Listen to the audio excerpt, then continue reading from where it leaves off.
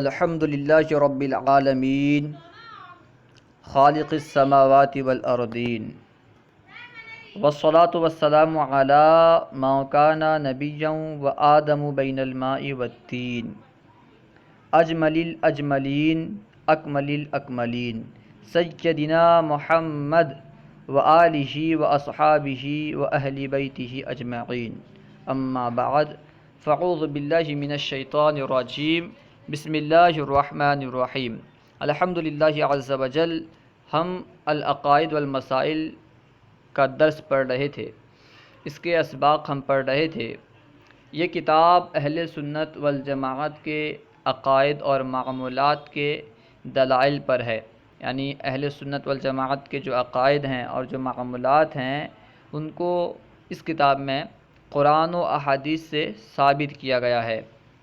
آج ہم انشاءاللہ عز وجل کرامت اولیاء کے تعلق سے پڑھیں گے کہ کرامت اولیاء سچ ہے یا نہیں ہے، کرامت اولیاء کوئی چیز ہے یا نہیں ہے، اس کا ثبوت قرآن و حدیث میں موجود ہے یا نہیں ہے۔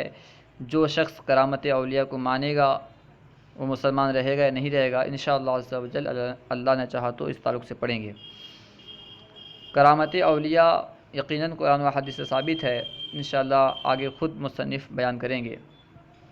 نگاہ ولی میں وہ تاثیر دیکھی، نگاہ ولی میں وہ تاثیر دیکھی، بدلتی ہزاروں کی تقدیر دیکھی۔ ایک لمحہ بصحبت اولیاء، ایک لمحہ بصحبت اولیاء بہتر از عبادات صد سالہ بیریا۔ ایک لمحہ بصحبت اولیاء بہتر از صد سالہ عبادت بیریا، یعنی ایک لمحہ اولیاء کرام کی صحبت میں بیٹھنا، ایک لمحہ بزرگان دین کی صحبت میں بیٹھنا 100 سال کی بے ریا بے دکھاوا عبادت سے بہتر ہے۔ کوئی شخص 100 سال عبادت کرے دکھانے کے لیے، اس سے بہتر ہے کہ وہ ایک لمحہ اولیاء کرام کی صحبت میں بیٹھ جائے۔ اولیاء کرام جدھر دیکھتے ہیں ماحول ہی بدل دیتے ہیں، اس لیے کہا جاتا ہے کہ نگاہ ولی میں وہ تاثیر دیکھی، بدلتی ہزاروں کی تقدیر دیکھی۔ اولیاء کرام تقدیر بھی بدل دیتے ہیں، اس طرح بھی ثابت ہے۔ کیونکہ آج ہم کرامت کے تعلق سے پڑھیں گے تو اس لیے مناسب یہ ہے کہ سب سے پہلے یہ جان لیں کرامت کہتے کسے ہیں۔ کرامت کی تعریف آپ مختصراً ذہن نشی کریں کہ کسی مسلمان، عادل مسلمان، نیک مسلمان سے اگر کوئی خرقِ عادت بات ظاہر ہو اسے کرامت کہتے ہیں، یعنی جو بات عادتاً ممکن نہیں ہے اگر وہ بات کسی نیک مسلمان سے ظاہر ہو، متقی مسلمان سے ظاہر ہو تو اسے کرامت کہیں گے، اور اگر وہی خرقِ عادت بات کسی نبی سے نبوت کے ثبوت پر ظاہر ہو تو اسے معجزہ کہیں گے۔ تو آج ہم کرامت کے تعلق سے پڑھیں گے کہ کرامت کا ثبوت قرآن و حدیث میں ہے یا نہیں ہے۔ یقیناً جیسا کہ اہل سنت والجماعت کا عقیدہ ہے کہ کرامت یہ حق ہے، اولیاء کرام سے کرامت کا صدور حق ہے، یقیناً کرامت اولیاء کرام سے صادر ہوتی رہتی ہے۔ یقیناً کرامت جو ہے یہ قرآن پاک سے ثابت ہے۔ قرآن پاک میں خود کرامت کا بیان ہے، خود قرآن پاک نے اولیاء کرام کی کرامت کو بیان کیا ہے۔ جیسا کہ مشہور واقعہ ہے، آپ کو بھی معلوم ہوگا، حضرت مریم رضی اللہ تعالیٰ عنہ والا واقعہ، یعنی آپ جب بیت المقدس میں بیٹھ کر اللہ تعالیٰ کی عبادت کیا کرتی تھیں، اس وقت آپ کے پاس بے موسم کے پھل آیا کرتے تھے، یعنی گرمیوں کے پھل سردی میں، سردیوں کے پھل گرمی میں آیا کرتے تھے، اور سردی کے پھل کا گرمی میں آنا، گرمی کے پھلوں کا سردیوں میں آنا، اسے ہی کہا جاتا ہے خرقِ عادت بات، یہ عادت کے خلاف ہے۔ تو مفسرین نے فرمایا ہے کہ یہ آپ کی کرامت تھی، اللہ تعالیٰ نے آپ کو اس کرامت سے نوازا تھا، اسی وجہ سے آپ کے پاس بے موسم کے پھل آیا کرتے تھے۔ اس کے علاوہ بھی چند اور بھی واقعات قرآن پاک میں مذکور ہیں کرامات کے ثبوت پر۔ حضرت آصف بن برقیہ، ان کا واقعہ بھی قرآن پاک میں موجود ہے۔ آصف بن برقیہ کون تھے؟ جو آسمانی کتابوں کا علم رکھتے تھے، حضرت سلیمان علیہ السلام کے ولی تھے، یعنی آپ کے حواری تھے، آپ کے اصحاب میں سے تھے، حضرت سلیمان علیہ السلام کے اصحاب میں سے۔ جب بلقیس سلیمان علیہ السلام کی طرف آنے کا ارادہ بلقیس نے کیا تو حضرت سلیمان علیہ السلام نے کہا تم میں سے کون ہے جو بلقیس کا تخت اس کے آنے سے پہلے یہاں حاضر کر دے؟ تو ایک جن نے کہا کہ اس کے آنے سے پہلے میں یہاں لے آؤں گا۔ اس طرح جنہوں نے دوسرے لوگوں نے دوسری باتیں کہی تو آصف بن برقیہ نے کہا، پھر سلیمان علیہ السلام نے کہا کہ مجھے اور بھی جلدی چاہیے، یعنی اس سے بھی جلدی چاہیے۔ تو آصف بن برقیہ نے کہا کہ آپ اپنے آنکھ کا پلک جو ہے اسے بند کر کے کھولیں گے تو اس کا جو بلقیس کا تخت ہے وہ کئی میل دور میں تھا اور کتنے کمروں کے اندر بند تھا، کئی کمروں کے اندر بند تھا۔ تو آصف بن برقیہ فرماتے ہیں بس آپ پلک ہلائیں گے یعنی بند کر کے کھولیں گے وہ تخت یہاں حاضر ہوگا۔ اور ایسا ہی ہوا کہ آصف بن برقیہ نے فوراً وہ تخت جو کہ کئی میلوں دور میں تھا اسے فوراً حاضر کر دیا، اور یہ ان کی کرامت تھی، اللہ تعالیٰ نے انہیں نوازا تھا۔ اسی طرح حضرت خضر علیہ السلام کے بارے میں، اس طرح سکندر کے بارے میں اور بھی بہت سے لوگوں کے بارے میں قرآن پاک میں کرامت کا ذکر کیا گیا ہے۔ اصحاب کہف کا واقعہ بیان کیا گیا ہے کہ اصحاب کہف تقریباً 709 سال سوئے رہے غار میں اور آپ کے جسم کو کچھ بھی نہیں ہوا، آپ کا جسم صحیح اور سلامت رہا، تو یہ ان کی کرامت تھی۔ تو آئیے ہم کتاب سے پڑھتے ہیں انشاءاللہ عز و جل، اس میں بھی دلائل وغیرہ بیان کیے جائیں گے۔ کرامات الاولیاء، اولیاء کی کرامت۔ سب سے پہلے سوال ہے حل للاولیاء اللہ کرامات فی الحیات و بعد الممات، کیا اولیاء کرام کے لیے زندگی میں اور موت کے بعد، وفات کے بعد کرامت ثابت ہے؟ یعنی کیا اولیاء کرام کے لیے زندگی میں اور موت کے بعد کرامت کا ہونا ثابت ہے؟ جواب نعم یجب ان نعتقد ان کرامات الاولیاء حق ای جائز وواقعۃ فی حیاتہم وبعد وفاتہم ولا ينکر ذلک الا من عمیت بصیرتہ وفسدت سیرتہ۔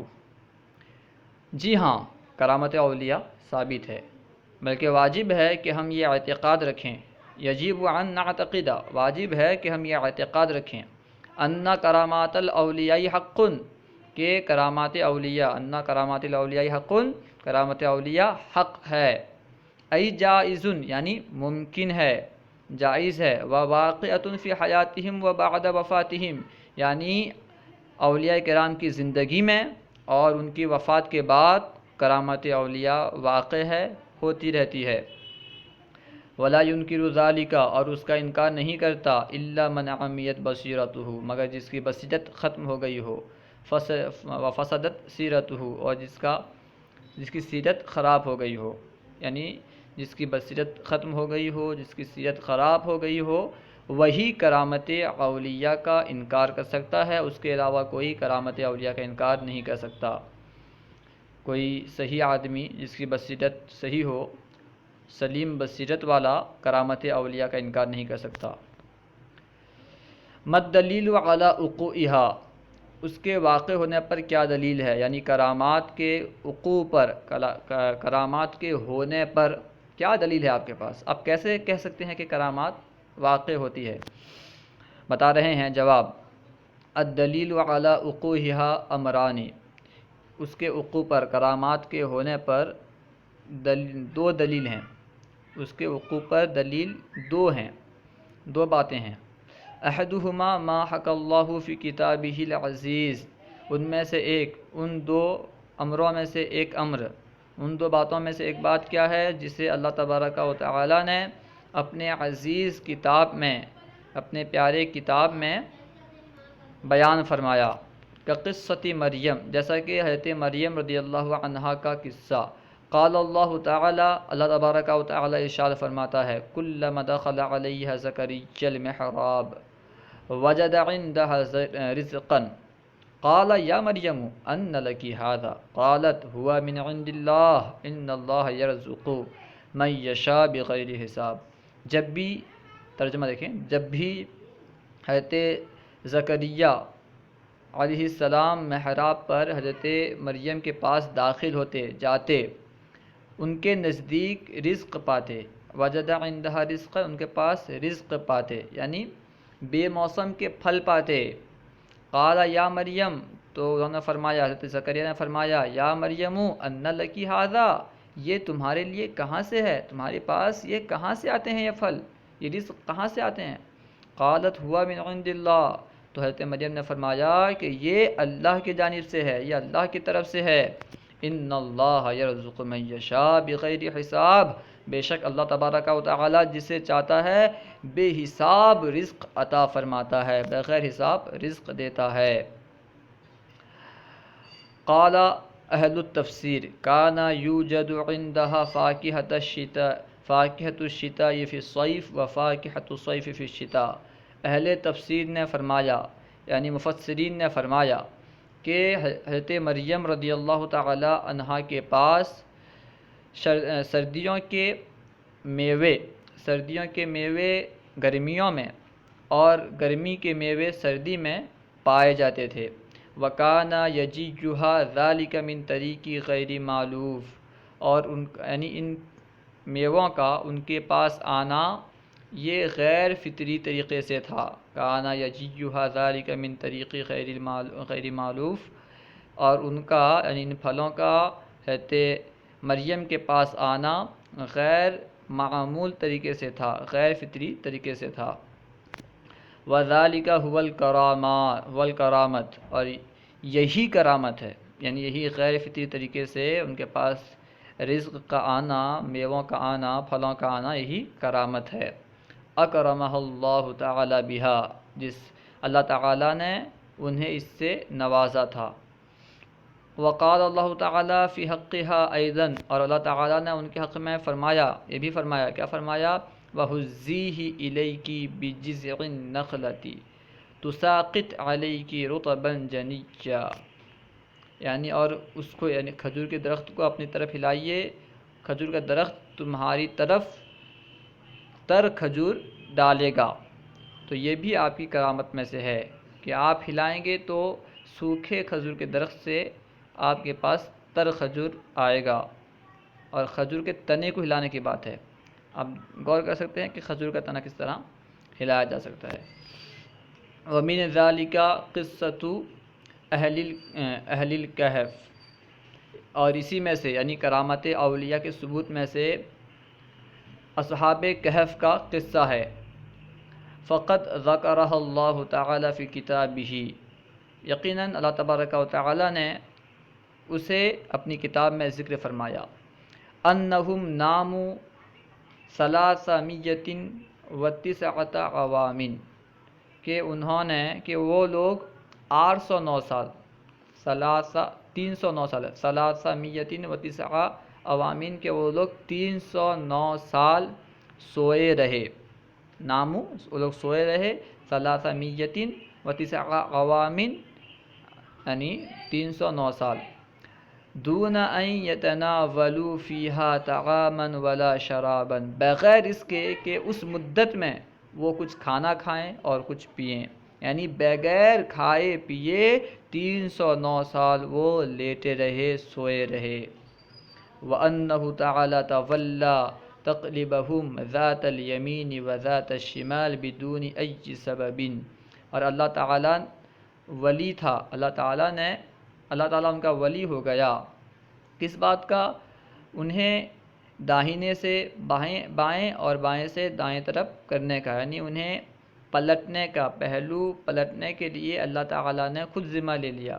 اللہ تعالیٰ ان کا پہلو بدلتا رہتا تھا، کبھی دائیں طرف کبھی بائیں طرف، اس طرح کرتا تھا۔ وَتَوَلَّى تَقْلِيبَهُمْ ذَاتَ الْيَمِينِ وَذَاتَ الشِّمَالِ بدون ای سبب، بغیر کسی سبب کے اللہ تبارک و تعالی انہیں دائیں سے بائیں بائیں سے دائیں کروٹ میں لٹاتا تھا۔ کیوں؟ لِأَلَّا يَتَأَلَّمَ جُنُوبُهُمْ، تاکہ ان کی پہلو کو درد نہ ہو، تاکہ ان کے پہلو کو درد نہ پہنچے۔ وَأَنَّهُ تَعَالَى جَعَلَ الشَّمْسَ إِذَا طَلَعَتْ وَإِذَا غَرَبَتْ لَا تَصِبُ الْمَكَانَ الَّذِي هُمْ فِيهِ حِفْظًا لَهُمْ مِنْ حَرَارَةِ الشَّمْسِ أَن تُؤْذِيهِمْ، اور اللہ تبارک و تعالیٰ نے انہیں یعنی وہ جس جگہ میں تھے اس جگہ سے سورج کے تپش کو دور رکھا، یعنی جب سورج طلوع ہوتا اور جب سورج ڈوبتا تو وہ اس جگہ تک نہیں پہنچتا، لا تصب المکان التی، وہ اس جگہ تک نہیں پہنچتا جہاں پہ وہ لوگ تھے۔ ایسا کیوں؟ اس لیے کہ اللہ تعالیٰ نے ایسا کر دیا تھا۔ کیوں کیا تھا؟ ان لوگوں کو محفوظ رکھنے کے لیے سورج کی حرارت سے، سورج کی تپش سے اصحاب کہف کو محفوظ رکھنے کے لیے اللہ تبارک و تعالیٰ نے سورج کی تپش کو وہاں جانے نہ دیا، تاکہ سورج کی تپش وہاں جا کر کے انہیں تکلیف نہ دے۔ وَمِمَّا ذَكَرَهُ اللَّهُ تَعَالَى فِي الْقُرْآنِ أَيْضًا كَرَامَةُ الْخِضْرِ، اور اسی میں سے یعنی کرامات کے دلیل میں سے ایک دلیل وہ ہے جسے خود اللہ تبارک و تعالیٰ نے قرآن پاک میں ذکر کیا ہے، یعنی حضرت خضر علیہ السلام کی کرامت ہے۔ وَكَرَامَةُ ذِي الْقَرْنَيْنِ، اور حضرت ذوالقرنین کی کرامت۔ وَكَرَامَةُ عاصب بن برقیہ، اور عاصب بن برقیہ کی کرامت۔ الَّذِي عِنْدَهُ عِلْمٌ مِّنَ الْكِتَابِ، یعنی وہ عاصب بن برقیہ جن کے پاس کتاب کا علم تھا۔ یہ بہت سارے دلائل ہیں، یہاں مختصراً ذکر کیا گیا ہے، اشارہ کیا گیا ہے عاصب بن برقیہ کے بارے میں، ذوالقرنین کے بارے میں، حضرت سکندر کے بارے میں۔ اس طرح بے شمار کرامت قرآن پاک میں موجود ہیں، کرامت کے ثبوت میں آیتیں موجود ہیں۔ یہاں پہ ہر ایک کو بیان کیا جائے یہ محل نہیں ہے، کیونکہ بہت طویل ہو جائے گی کتاب پھر، اسی وجہ سے یہاں پہ اختصاراً اشارہ کر دیا گیا ہے بس۔ ما هو الامر الثانی من الدلیل علی ثبوت الکرامات، کرامات کے ثبوت پر دوسری دلیل کیا ہے؟ امر ثانی کرامات کے ثبوت پر کیا ہے، یعنی دلیل کا دوسرا امر، دوسری دلیل کرامت کے ثبوت پر کیا ہے؟ جواب: الامر الثانی ما تواتر معناہ من کرامات الصحابۃ والتابعین ومن بعدہم الی وقتنا، اور دوسری بات، دوسرا معاملہ، دوسری دلیل اس کا تواتر ہے، اس کے معنی کا تواتر ہے، یعنی کرامت کے معنی کا تواتر ہے صحابہ کرام اور تابعین کرام کی کرامت کا، یعنی صحابہ کرام اور تابعین کرام کی کرامت کا معنی کے اعتبار سے متواتر ہونا، یہ اس کی دوسری دلیل ہے۔ اتنا یہ ذکر کیا گیا ہے، اتنا مروی ہے کرامات کا ذکر کہ اگر انہیں اکٹھا کیا جائے سب کو تو ان لوگوں کا جھوٹ پر جمع ہونا محال ہے جو لوگ اسے روایت کر رہے ہیں کرامات وغیرہ کو۔ وَمِن بَعْدِهِمْ إِلَى وَقْتِنَا، اور صحابہ کرام، تابعین کرام اور ان کے بعد جو ہمارے وقت تک اولیاء کرام آتے رہے ہیں، ان کا تواتر سے کرامات کو، ان کے کرامت کا تواتر سے بیان ہونا، یہ دوسری دلیل ہے۔ بما ملء الآفاقی وصارت بہ الرفاقی، یعنی اس میں سے ہے جس میں سے جو آفاق پر ہو جائیں گے اور رفاق بھر جائیں گی۔ وقد روى البخاری فی صحیحہ، امام بخاری نے اپنی صحیح میں روایت کیا ہے، ان سیدنا خبیبا رضی اللہ عنہ کان یأکل الفاکہۃ فی غیر اوانہا وہو اسیر بمکۃ موثق بالحدید۔ حضرت امام بخاری رضی اللہ تعالی عنہ نے اپنی صحیح میں یہ روایت کیا ہے کہ حضرت سیدنا خبیب رضی اللہ تعالی عنہ جب وہ مکہ میں زنجیر سے جکڑے ہوئے تھے، زنجیر میں قید تھے، تو وہ غیر موسمی پھل کھایا کرتے تھے۔ یاکل الفاکہۃ فی غیر اوانہا، تو غیر موسم کے پھل کھایا کرتے تھے۔ ولم یکن بمکۃ یومئذ ثمرۃ، اور ان دنوں میں مکہ میں وہ پھل نہیں تھا۔ وما هو الا رزقہ اللہ ایاہ، یہ نہیں ہے مگر یہ کہ اللہ تعالیٰ نے انہیں رزق دیا ہے، یعنی اللہ تعالیٰ نے انہیں کھلایا۔